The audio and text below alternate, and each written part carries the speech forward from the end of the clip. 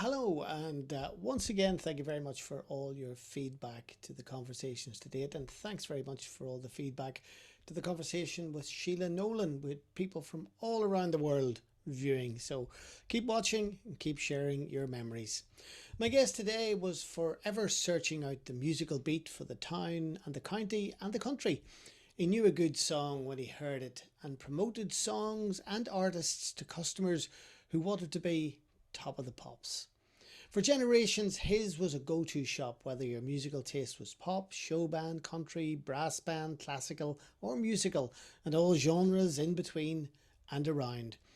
For me, a Saturday wouldn't have been complete without an afternoon trip to Carlin Records in Newry. I joined the queue of bands, DJs, musicians and teeny boppers to ensure the exclusive or elusive vinyl was spinning on the deck. If you were looking for the best ticket for the greatest shows and concerts, his was the go-to location in the town. In conversation with Michael Carlin. Carlin Records started in April 1961. My father, God be good to him, had an electrical shop in North Street, Baker and Carlin. And it was electrical contracting and all sorts of other things. But he could see, he was a great man for predicting the trends. Mm-hmm. And he could see a big growth in home entertainment. And he decided that he would come down to Hill Street, and there's a vacant premises there, and opened up. And in those days, it wasn't called Carlin Records. That's what I was going to ask. It Joe Carlin and Sons. But I was the only son that ever worked in it. And it was all domestic goods, but TV and hi-fi and all of that kind of thing, but no records. Yeah. And people were coming in and looking around and saying, "Where's the records now?" Yeah. So my father says, you had the hardware, you had the yes, turntables, and exactly. But he quickly said there must be something in these records. Uh-huh. So started the records, and it just blossomed from there. And we were lucky we always said we were lucky we got in at the right time, and we were lucky we got out at the right time. There you go. So timing is everything. Yeah, exactly. And in those days, a lot of the people who'd be watching this are not familiar with the old money, but a single was 4 9pence. There you go. And then they went up to 5 and 4pence halfpenny. Uh-huh. And we thought that, well, that's the end of the world. And then because of a change in the tax, they went up to 6 and 8pence. But the strange thing about it was, even though they went up to 6 and 8pence, that was a good thing, because you got 3 for £1. I see. There was a bargain to be had. There was yes, that's the way my father marketed it as that, 3 singles for £1. And the thing took off then. It was really 1961 was a good year, because your shop opened in April, and I was born in September 1961. Wasn't be bad at that. So obviously, I wasn't going in there and buying singles at that stage. But it was 61 then. Rock and roll. We just had. We were in at the beginning of the whole sort of Beatles thing. At that stage, we were selling, Elvis and Cliff Richard and all of that. But then the revolution came with the Beatles and all the Mersey beat sounds, and that changed the record business really forever. Yeah. Because with the Beatles and the Rolling Stones particularly, and then you see the other thing that happened around about that time was this was the boom in the show bands in Ireland. And at that time, there was only one record pressing plant in Ireland, and it was down in Waterford.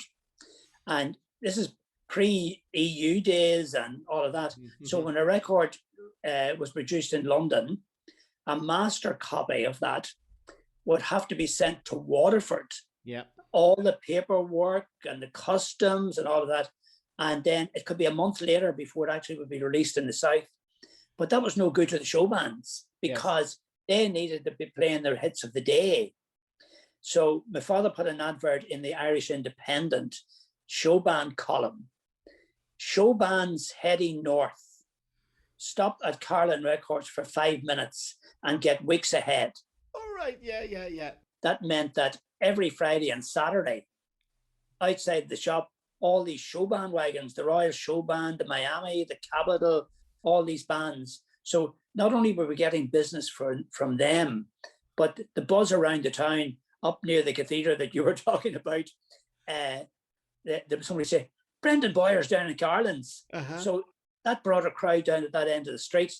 And so we got great benefit from the whole showband business. And in later years, then this notion of a band turning up to launch their single in a record store and maybe doing an acoustic version of records, you were light years ahead of them. we were way ahead of it. The bands came to you. You didn't go and have to hunt them down. Exactly. And then you see the word spread. Then one band would tell the other, and they'd be ringing us up and saying, "Have you got such and such a record?" And then we started to post records down to the bands, and we got particularly friendly with the Miami show band, Dickie Rock, and we used to supply records to the Frontier Cinema. They would play a record before the film would start, and when people are on the way out, we would send down 3 singles every week. And one of the singles that we sent down was by a group from Scotland called the Alexander Brothers, right? Yeah. So the man, God be good to him, dead and gone, Billy McCann, who was the projectionist in the Frontier, he came in one day and he says, "You need to order plenty of that record you sent us down by them Scottish guys." And I says, "What one's that, Billy?" He says, "The Candy Store." Candy store? Candy Store. So we ordered a whole lot of it and it started to go really well. And I said, "I know a man that's going to sing that record." So posted it down to Top Line Promotions, 15.5 Parnell Square, Dublin. You remember the address? Exactly. So sent it down. Dickie Rock got the song, and that's where he got the Candy Store. And that's your claim to fame. Exactly. Brilliant. That's a lovely story. That's a lovely story. I never actually realised that the Frontier played records before the movies. Oh yes, for people, as people were coming in and going out, and they would play them, and then people would come in and say, "What's that record you're playing down the Frontier Cinema?"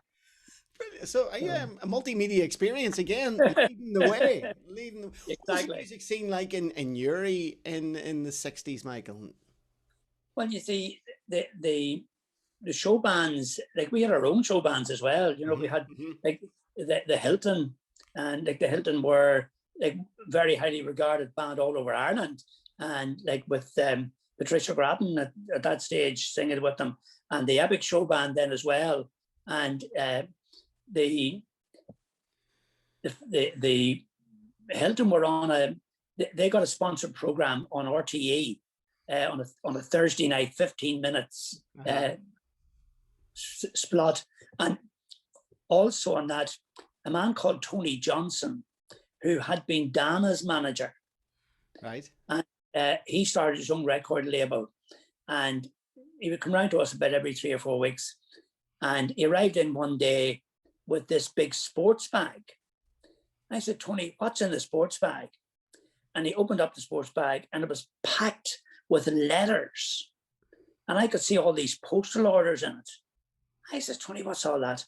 And as far as music was concerned, he was great at that, but he had no organizational skills whatsoever. So he had this program on RTE on a Thursday night. People were sending in for these records, and he just couldn't handle it. And he said, "Could you sort them out?" I said, "I could." He said, "If you sort them out," he said, "I'll put your name at the end of the program." Brilliant. So we got it all sorted out for him anyway. And when the program would be on, then at the end of the program it'd say, "If you'd like any record you heard tonight, send your postal order to Carlin Records, 1A Hill Street, Newry." But the big thing about that was the sponsored program started at 11 o'clock and ran through to 11:45. So people that heard any song during that period were sending in for them. So fast forward to the last Sunday in September, when my mother and father were going off on a CIE bus tour. And Joan and I brought them down and left them into the bus. And the bus was ready to go off, and the courier came on and started to do a name check, roll call. And you see, with Carlin, he was fairly far up the queue. So the girl called out, "Carlin." And my father said, "Yes, here." And a voice from the back of the bus said, "Would that be Carlin Records, 1A Hill Street, Newry, opposite the markets?" So it showed you the power of the radio. Yeah, so your dad was a celebrity on the bus. Exactly. Again, you were ahead of your time. You were the Amazon. You were the Amazon of Newry in the day. Yeah, when you see that, it was great that people listening to those programs, and maybe particularly people in very rural areas, would have had very little opportunity, to get to the nearest town, and there mightn't have been a record shop in it. Yeah. Yeah, so, and when you were saying about the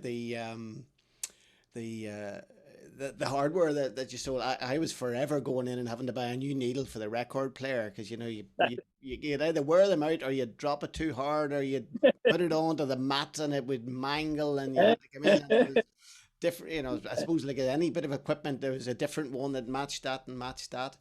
Did your dad have much of an interest in music, or was he just canny enough to know that this was a market that was going to develop? No, he absolutely loved music. And my grandfather, Carlin, he was a founder member of St. Catherine's Band. Right. And he played in the band, and two of my uncles played in it, but my father didn't play in it. And the whole musical thing skipped a generation. Uh-huh. I never played anything. None of my brothers and sisters or anything, or my cousins played anything. But it re-emerged now in my children and nieces and nephews. But AC/DC had a very famous album one time called "Play It Loud." Mm-hmm. My father was way ahead of that. He played everything loud. And his passion in life was for military band music. Right. And he sourced all these the German band music, and it started to bring all this stuff in. And he had his own customers who would come in every week. Anything new, Joe? And when you go back to that, the choice of records that you brought in, did you always bring in the top 40 or the top 20 in the singles? How did you decide what was going to be on the shelves? We always had to have the whole charts. It expanded to 75 at one stage, top 75. Right. But at our end of the, what's the word I'm looking for, the province, that because of our closeness to the border, the tastes were different. Yeah. Like what was selling Belfast wouldn't necessarily sell in Newry. A lot of the listeners, as you say, were listening to RTE as well and hearing exactly the shows. But we were able to then establish a relationship with the southern record companies. And I used to go up to Dublin every Wednesday and go around the showband offices and go around the record company offices of Release Records and EMI and all those down there. And we were able to get the Irish singles and albums directly from them. You must have built up quite a relationship with the music business over the years, Michael. Well, the personal contact made all the difference, and once you had that personal contact, we always felt that if something new came out, and there's a great man in Dublin called Mick Clerkin, Release Records, and another man called John Woods in Pye, and one of the guys who worked in Pye said to me, "You must be well in with John Woods." And I said, "How do you work that out?" And he says, "Well, anytime anything new comes in, he'll say, 'Send that up to Michael Carlin in Newry.'" So it made a big difference. The personal relationship is very important. And there was great growth then of DJs and music and twin decks, and I did a bit of that myself, and you were always very good at making sure that I had all the chart material available. And we used to do on a Thursday night up at the Gateway for the Gateway Club. At that time there was no better charity in Newry at that time than the Gateway, and lovely people associated with it, and they were groundbreakers in their own way. They were all very, very good people. Did you see a big growth in DJ music then, and people coming in wanting to take music and then play it at dances and things like that? Huge, huge growth in that. Particularly as you said, the weekends, Thursday, Friday, and Saturday, all the DJs would come in, and again, for the good customers, because some of these guys were a bit arrogant and not you. Again, when the new deliveries would come in, we put them away, for the different DJs. Mm-hmm. And there's a lovely fella came from Monaghan, a fella called Jackie Canfield, and really good guy. And in 1987, when we were there, 25 years in 1987. So I thought, what can we do? And I said, I'm going to put together a collection of all the number ones from 1961 to now. Mm-hmm. So it took nearly a year to build them up in different sources. And we did a big display in the window of all these and memorabilia to go along with that. And Jackie admired it. And we had it in for about a month, but after that it got tired. So we took it out and put it all away. And he came in and he says, where's the records? And I said, well, have them up the stairs. How much do you want for them? I says, Jackie, they're not for sale. It took me a year to build that up. And he says, well, they're doing a lot of good up the stairs.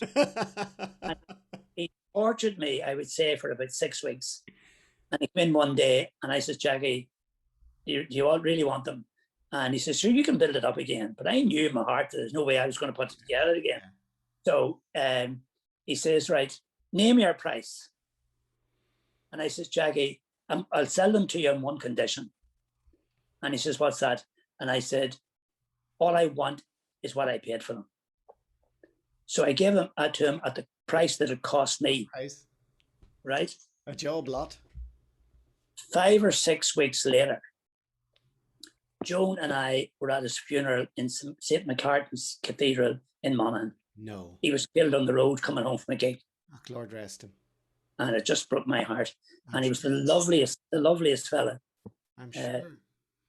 Gosh. So it's and I think of him often, because he was such a lovely character. Yeah.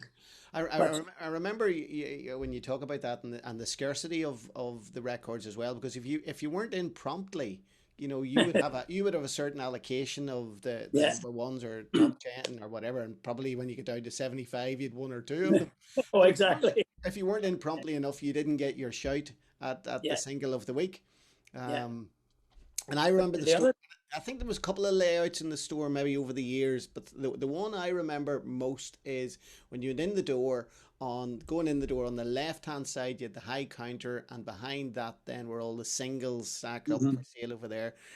Down the back was the hi-fis, and I don't remember many televisions in my day now. Maybe no, that was in your we just brought in the TVs. I think around about the late 90s or so, around about the 90s, and then the right hand side was the albums. And then you had the pop albums, and they were done alphabetically, and then you had a country section as well. And I used to love going through the musical section. That would have been me as well. But the singles sort of drove themselves, I suppose. But the album charts were a different game, maybe a different clientele for the albums. Totally different, and that's in order to be kind of distinctive and to have your own mark, like we had to know about the musicals and the country music and the classical music, and so there's a lot of work within in terms of research and reading and getting the proper magazines, the country music people, the gramophone, all of these, and listening to, say, there's no classic FM at that stage, but say Radio 3 and all those. Yeah. So you had to inform yourself. So it was no good depending on just the pop charts, because that would have put you out of business. Yeah. So it was the other end of it, and people would know I remember Lord Emerson man's gone to Paddy O'Hanlon, used to be the MP. Yeah. And Paddy would put his head round the door. Anything new, Michael? And I'd say, nothing that'll suit you today, Paddy. But when he would come in and say anything new, when I said, would you hear this? He knew that it was going to be worthwhile. Yes. That Yeah. I knew what he would like. Yeah. Yeah. So that was important, not only to have the right stock, but to know your customer and know, so that when you would see new releases coming in, you'd say, oh, so-and-so would like that. You know, so you brought it in for that customer, knowing that they would trust you. Yes, yes, you were sort of pre-selecting for them and almost seeing something and for a customer you knew, pre-ordering that, so when they came through the door you could point them in that direction. I remember you used to keep a lot of Deutsche Grammophon as well, which was very specialist, you know, and you say that they were high quality, high end orchestral recordings. Berlin Philharmonic and Herbert von Karajan. Did you listen to a lot of the music that came through on the album side? Did you know, when you came in, had you built up your own album collection, and what was your favorites? Well, our best time for listening was at night, because I would say at least 3 nights a week I would have gone back down to the shop after I got my dinner and worked away behind the scenes and put on whatever LPs maybe that come in that day. And a chap that worked with us called Jerry McManus used to work for us on a Saturday, and he used to go to all the dances with me, you see, and he'd be down there in the shop on a Saturday with to meet all the bands. And one day my father said, this lady came in and bought a Dansette record player, and my father said to Jerry, here, give that woman a lift out to the car with that record player. And 35 years later, Jerry was still working for us on a Saturday. But Jerry would come down and give me a hand at night, tidying up and getting orders done. And I put on an LP. I said, Jerry, this LP came in today and everybody's talking about it. I put it on. Graham Parsons. Oh, Graham Parsons, yeah. Put that on. And after a couple of tracks, this girl's voice. And I looked at Jerry, and Jerry looked at me, and he says, who is that girl? So turned the LP cover over, and down in the bottom right-hand corner, in very tiny writing, was backing vocals, Emmylou Harris. And I was in heaven. So, and that's, you know, it's by listening to it. And so there was a new artist then we discovered, who's this Emmylou Harris? We have to find out more about her. So, but I was thinking to myself, when I was up the road for a walk this morning and I had the headphones in, I was like listening to Michael Ball. And he played a new track by from a new album by Barbara Streisand. And it was Barbara Streisand and Willie Nelson. And it's a brilliant song. And I thought to myself, you know, you have never lost your enthusiasm for music. Music, yes, yeah. And not only that, but you don't want to hear just all the old stuff all the time. Here's a brand new track. So that excited me as much as the first day I was in the 1960s. When you were saying about the purchasing or what people bought in the area was different than what you'd be buying in other parts of the country. You actually did a local rundown on the radio for RTE and Downtown. Every Sunday, well, I started off doing the record column in the Newry Telegraph. That was published every Saturday, and it grew from one single column to the full page and records and the bands and all of that. But then Downtown rang and they said, could you give us a top 10 every week?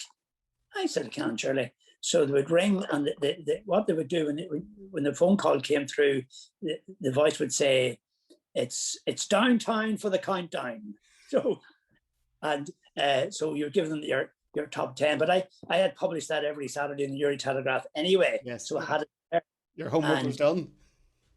Well, that ran for a good few years, and it was sort of an introduction to the media, because in later years, when we had the Newry Chamber of Trade and the cross-border business, and like the explosion really in cross-border business in the early 1980s, and they would come on to me then every time there was a budget, north or south, or tax changes, or a change in the currency rates and all of that. That was all very, very important, and you had to keep an eye on that. Yeah. They would come on and say, well, what difference do you think that the change in what Southern VAT is going to make? Yes. Yeah. So I was able to get on to RTE and Radio Ulster and Downtown and all of those, and go up to the studios, and we did a big one day down in Dundalk with Pat Kenny, and so they were very interested in how that was going to affect the cross-border business, because at one stage when the VAT with us was 10%, it was 25% in the south. A significant difference. Significant. And the buses were rolling into Newry every Saturday, 40, 50 buses and hundreds of private cars. Michael, obviously a purveyor of recorded music, but in the live music scene, what do you enjoy in terms of live music?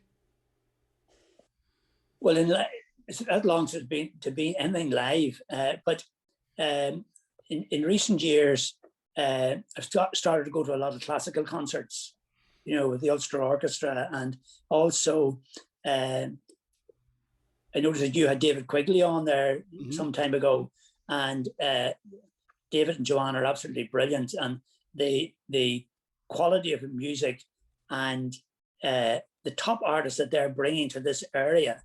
And well, I had the yearly sort of annual tickets, but like that you would get top international artists coming to the town hall or to Warren Point for £10. Yes. And if you went to the Ulster Hall or the National Concert Hall in Dublin, it would cost you £50 or £60.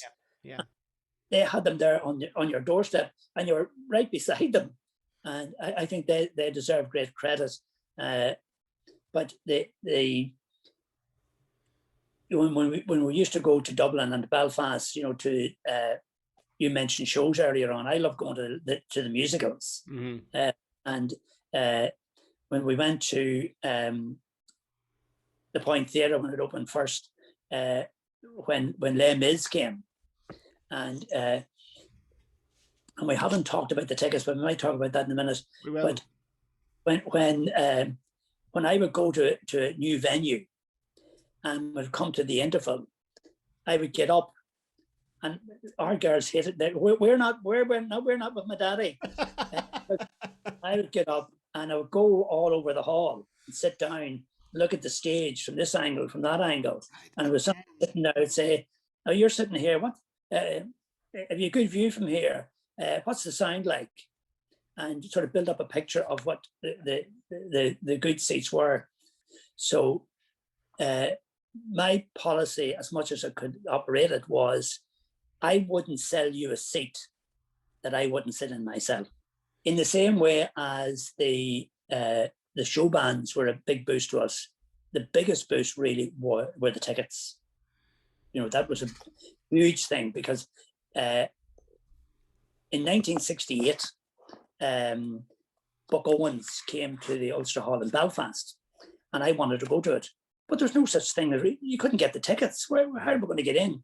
So, but I knew Jim Aiken through the show bands, and he managed the Platter Men, and they also booked the bands into the parochial hall. Right. So I rang him. I said, "Jim, I want to go to Buck Owens, but like, how do you get in?" And he said, "Don't worry about that. I'll leave 2 tickets for you at the door." So I went up and went in. And then afterwards, I said, "Jim, we could sell your tickets. Could you?" I said, "Yeah, sure, send us a book of tickets down for whatever next concert is." And that's how that started. Yes, yeah. They along and bring the tickets down. And that started a whole explosion really for us, because people were coming from all over the country for the tickets. And then the Ticketmaster thing came along then. uh, it was a man called Tommy Higgins from Sligo. He had a record shop in Sligo, and he started this company called Ticket Line.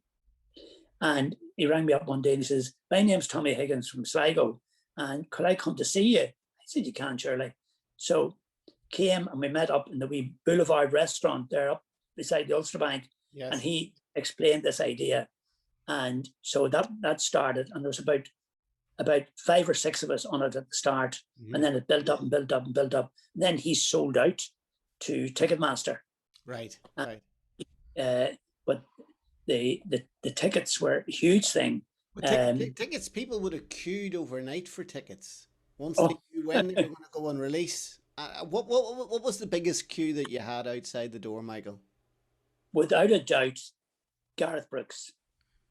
Uh-huh. And Jim Egan arrived a few days beforehand with this big bag of tickets, and they were going back to the early 1980s, and brought them up the stairs up to the office, and they're all spread out all over the floor. And I said, "Jim, how much is there?" £91,000 with the tickets on the floor. And I said, "I have to take them tickets home with me." So brought the tickets home, and the tickets were going on sale the following morning, 9 o'clock. But we decided we would go down at 8 o'clock. Mm-hmm. So there were Joan and myself and Dara, my eldest daughter, and Jerry and the other staff. And we went down. And when I came round the corner at St. Coleman's Park and looked down, the queue was down to the old Frontier Cinema. No. And I nearly wet myself. I looked at the crowd, and I looked at the bag with the tickets in it. I said, "There's no way we have enough tickets." So we went in and opened up, and the one thing that we used to do, we wouldn't open the door until we were completely organized. Yeah. You know. And I said, the only thing we'll do is limit it 2 tickets per person. Mm-hmm, mm-hmm. And, I want 6 tickets. I'm looking for 10 tickets. And I said, "Well, I'll give you these 2 tickets now. You can go back out again and join the queue and come back in again if you wish." But after about a half an hour, the phone rang. Jim Hagan on the phone. "How's it going, Jim?" Michael. "Jim, I said we haven't enough tickets." And he said, "Do you have any receipt books?" I says, "I have, surely." And he said, "Well, when you run out of tickets, give everybody a receipt for 2 tickets. Don't know what night it's going to be. 2 tickets, Gareth Brooks, 2 tickets, X amount, whatever." So we did that anyway. And 2 concerts became 10 concerts. What venue was that in? That was... It was in the Point Theatre. So everybody who was in the queue got 2 tickets. Now, they might have wanted to go on a Saturday night, but they might have had to go on a Monday night. Yes. You know, yeah. But it sold out 10 nights. That's incredible. It was absolutely massive. When you were talking about that chart, the number ones that you had for all of those years, yeah. And sadly they went, and such a tragedy that happened within a few weeks. In your attic space now, have you rows and rows of records and albums and singles? No. Sad. People can't believe that. When I'm on my walk, I meet this man up the road.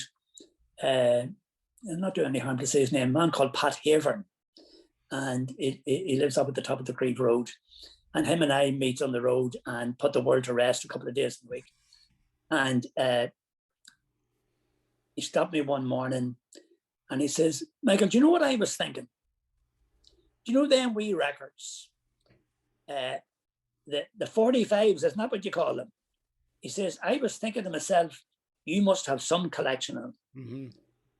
And I says, "Pat, would you believe me if I told you that I haven't even one?" Not even one? And he looked at me and he says, "That's a Tara." And he walked down the road, and about every 20 yards he went down the road, he'd look back, "That's a Tara." But you see, I would say all the records that we had here, our girls took them all away. Yes. Dara, Fiona, and but you see, my answer to that was, I wasn't collecting them. I was selling them. We're selling them. So, If you had stacks of them on the shelf, there was something wrong. exactly. So they and I had access to them anytime I wanted. Yes. So I didn't need to collect them. Yeah. So, That's a fair but point. yeah, I would so have thought I would have thought maybe you would have kept some albums just for the artwork at least, because singles in their white plain sleeves, you know, but maybe albums. I have a few albums kept, but not very yeah, many, and I don't have a record player to play them on. you're talking about keeping things there. Um, one of our very best customers was from the Royal Showband was Tom Dunphy. He was the bass player and also great country music fan.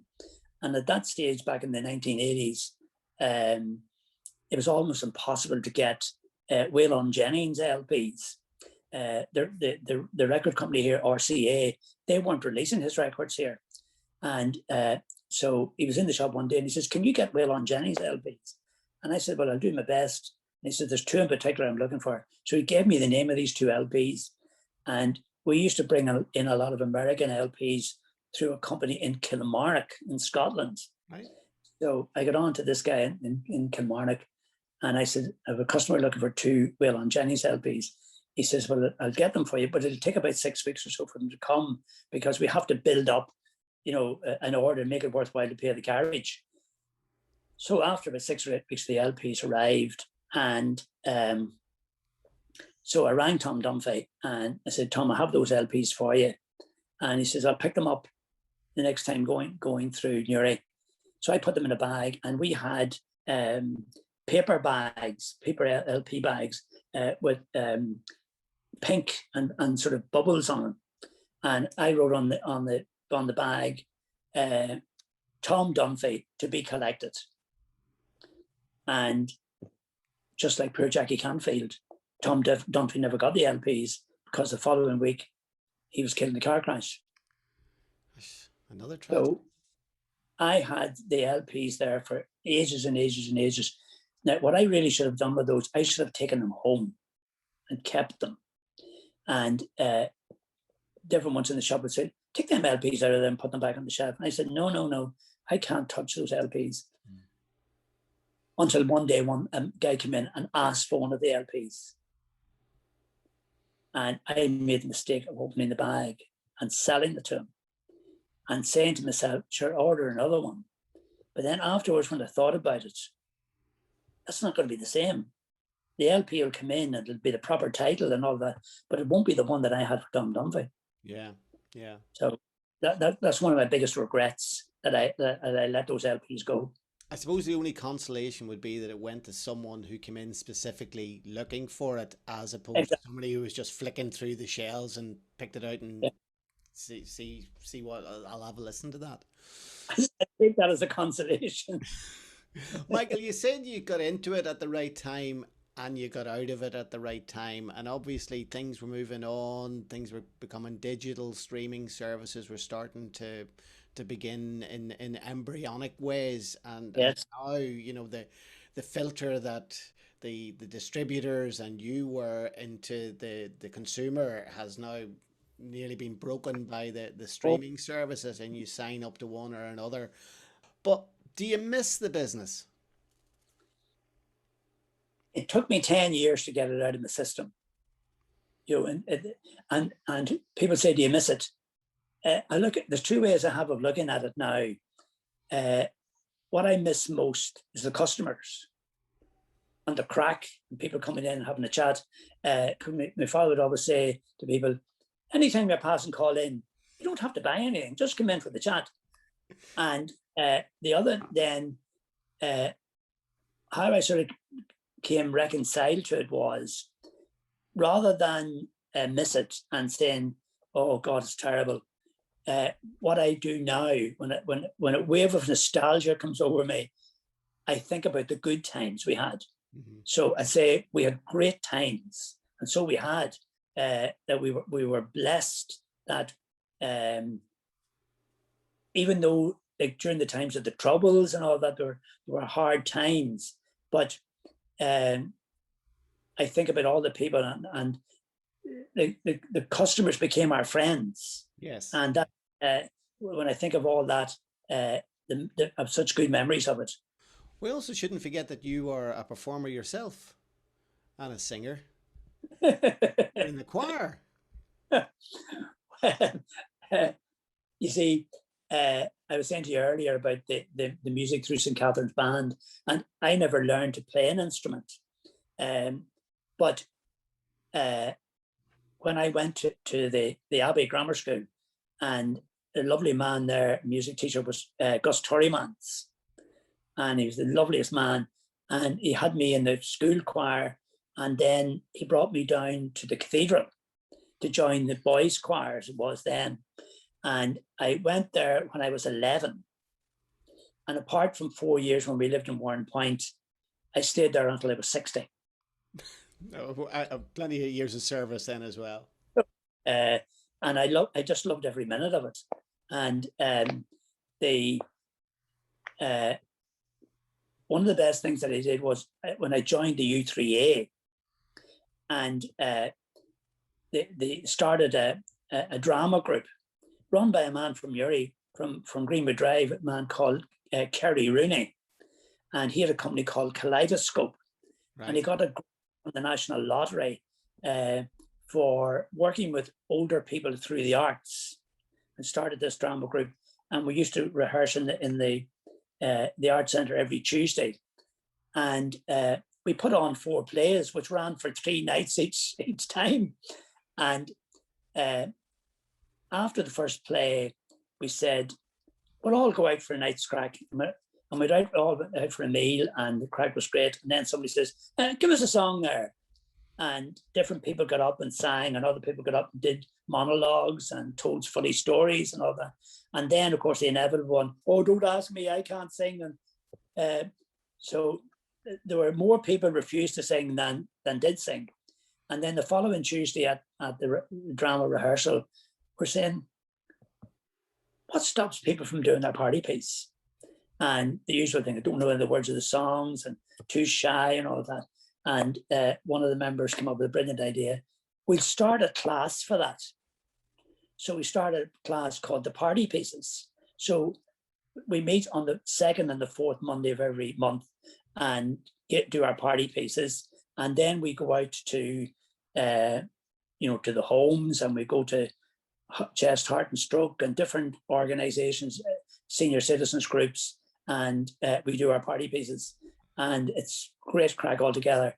And then the Radio Ulster heard about us, and Owen McFadden, the producer, and Colin Arbuckle, the presenter, he came down, and we did 2 shows for them, and it was great success altogether, and powerful crack. We all loved it.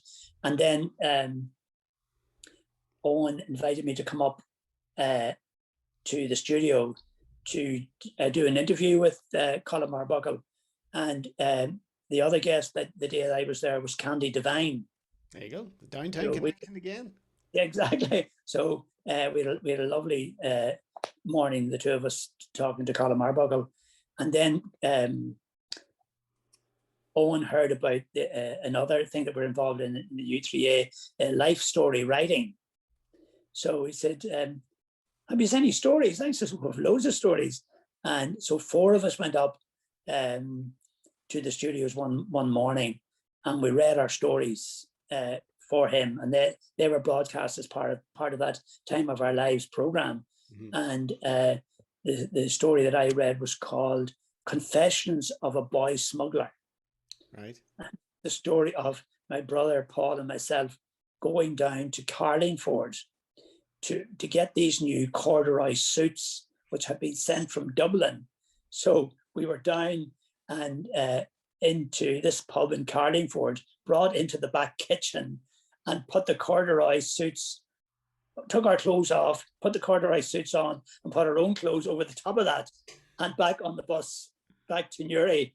And when the customs man arrived up and said to my father, anything to declare? And my father said brazenly, not a thing, officer. we had the corduroy suits on underneath our own clothes. I've often heard stories like that, you know, or a pound of butter under the hat, that type of thing.